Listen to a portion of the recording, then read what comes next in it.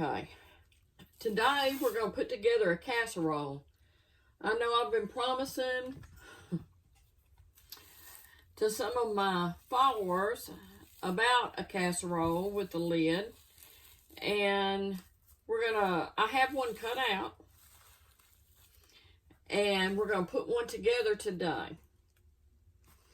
I don't have any certain sizes or anything, so what I do is I just pick the size of the bottom circle I'd like to start with, which this time I'm starting with a 9.5 inch round. I cut it out using a GR pottery form as my base. And when I get through with this casserole, it'll hold about 5 quarts. So it's a big casserole. I've got all my impressions done. I've rolled my flour into it. I've smoothed all my clay. And now I'm scoring the edges to get ready to connect my casserole. And like with the baking dish, just when you cut your bottom, or you know what size you're going to cut your bottom, measure around it, the circumference of your bottom, and get the length for your wall piece. My walls are 5 inches tall. And that'll give me some room to kind of make it belly out a little bit when I shape it. I'm scoring the long piece now that will be the wall. This particular piece is 29 inches long, I think, 28 and a half, something like that. I measured with my string and then I cut it out. I'm going to add some slip to this edge.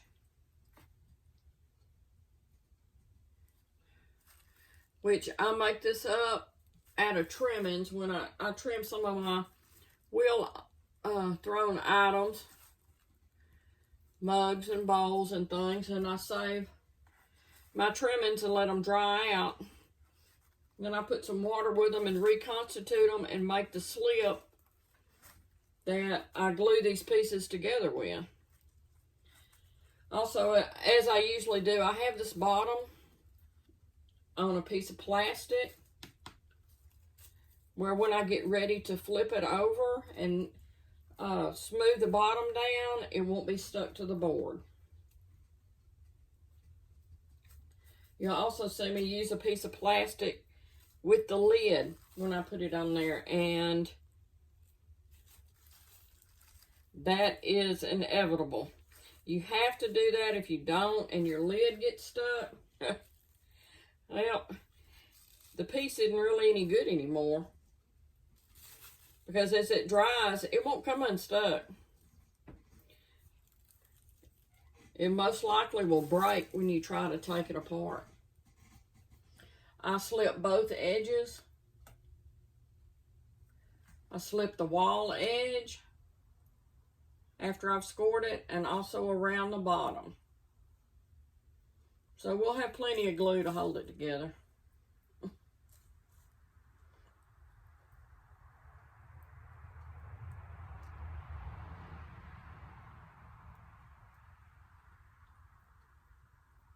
We're having beautiful weather in Texas today. It's October 1st, 2020.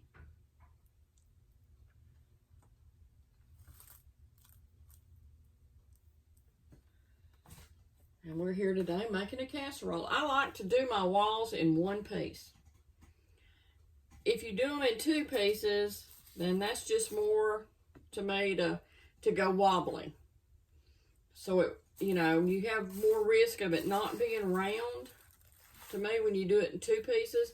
Now my baking pans I do in 2 pieces, but they're not round.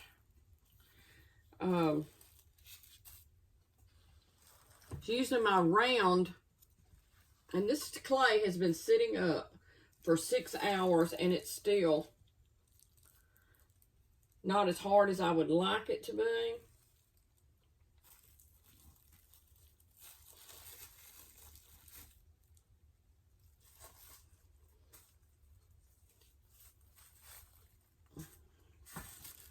You just do it like you do the baking dish, and you just work it up there. It's still pretty soft.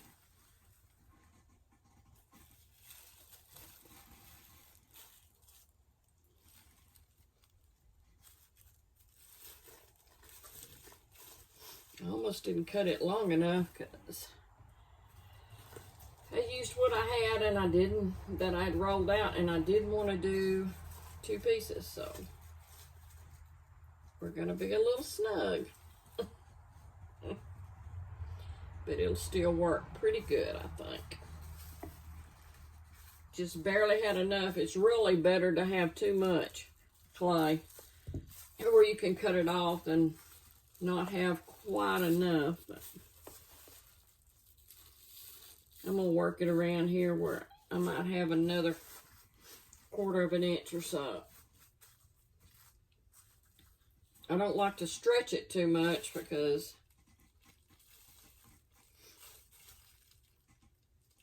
I don't want it to get off round. Okay.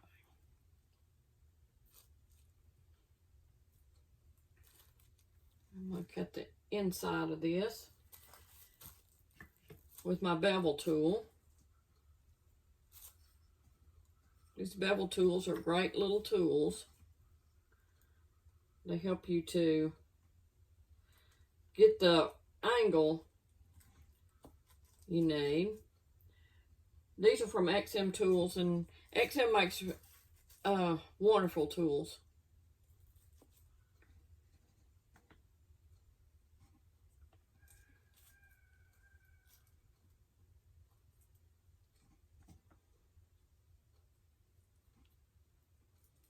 And I use mud tool ribs, which I love those. They're very good.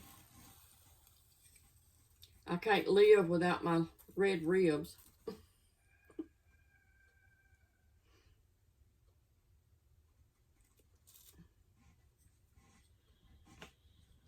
I'm just going to cut these off, and I'm going to score them.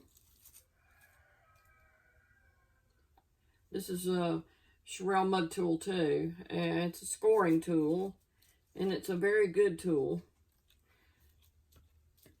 For a hand builder, you'd be lost without some of these tools, I'm telling you.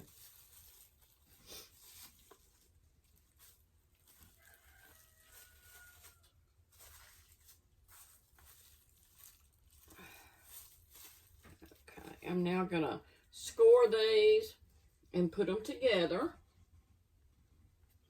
Slip them together.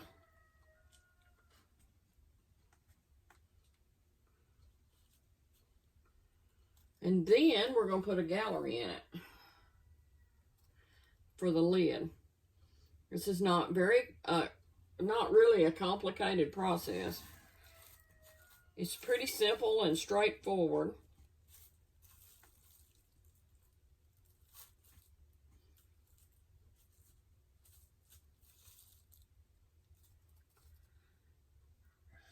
I don't know how other people do things, but as you know, I'm self-taught, and so being that way, I don't follow probably a lot of rules that college taught potters follow.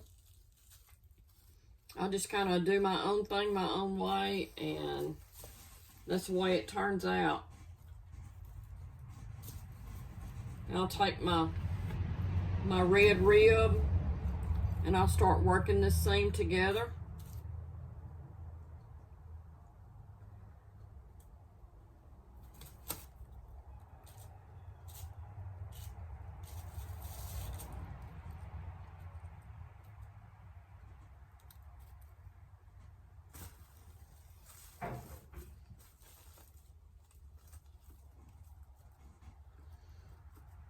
And that's the thing with these casseroles, you kind of just have to keep working them and work on your seams and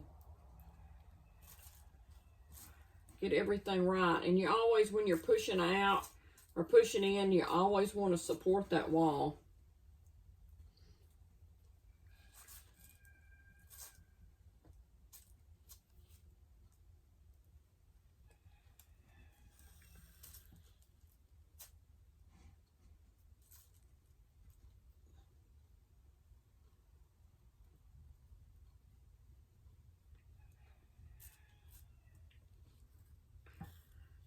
These are the first few videos I've made, folks. It's kind of hard for me to remember to keep talking while I'm doing something.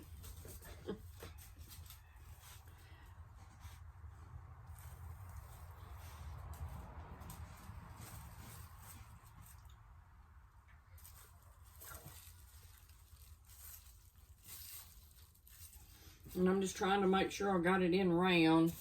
It's really got a little dip in there, but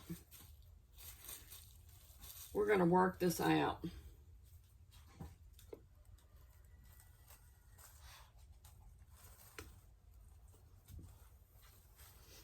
And we'll go around it and start it kind of sitting out a little bit. Or bellying out a little bit, however you want to put it.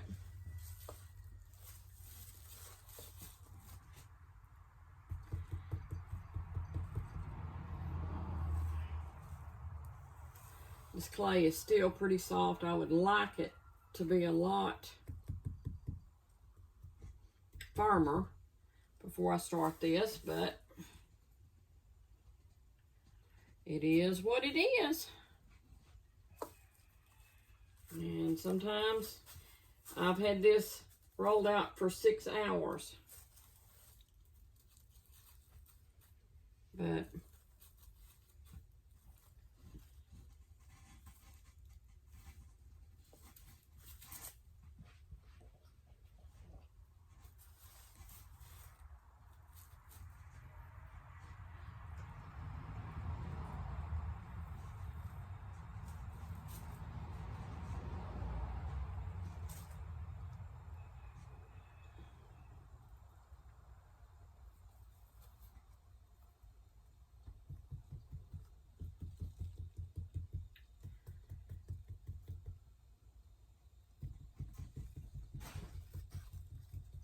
okay. That looks pretty good. And I'm going to keep straightening it, because we are going to put a gallery in it.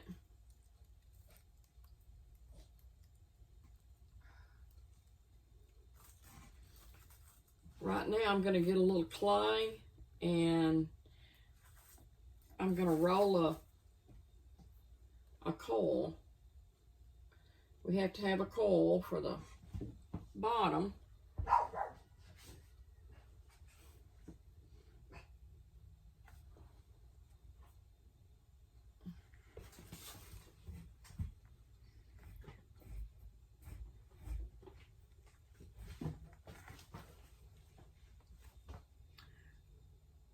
I'm going to stop this now, and when I'll come back, we'll have part 2.